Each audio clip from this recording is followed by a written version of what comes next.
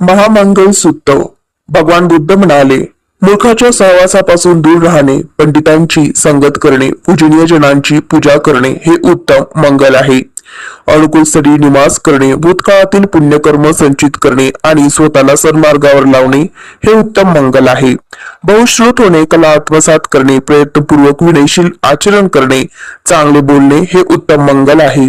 आई वडिलांची सेवा करणे, बायको मुलांचा सांभाळ करणे आणि सरळ मार्गाने कर्म करणे हे उत्तम मंगल आहे. दान धर्म करणे, धर्माचे आचरण करणे, नातलगांना मदत करणे, चांगले कर्म करणे हे उत्तम मंगल आहे.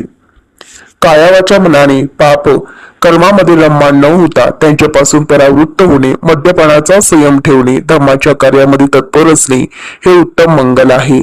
गौरव करणे, नम्र होणे, संतुष्ट राहणे, कृतज्ञता बाळगणे, वेळोवेळी धम्मचर्चांचे श्रवण करणे हे उत्तम मंगल आहे. क्षमाशील होणे, आज्ञाकारी होणे, श्रमणांचे दर्शन करणे आणि वेळोवेळी धम्मचर्चा करणे हे उत्तम मंगल आहे. तप करणे, ब्रह्मचर्याचे पालन करणे, आर्य सत्यांचे ज्ञान करून घेणे आणि निर्वाणाचा साक्षात्कार करणे हे उत्तम मंगल आहे.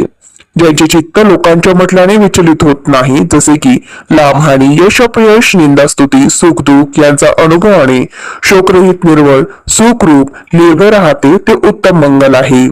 अशा प्रकारच्या आचरणाने कोठेही पराभव न पाहता जो मनुष्य कुशलक्षम सुख प्राप्त करतात हे त्यांचे उत्तम मंगल आहे.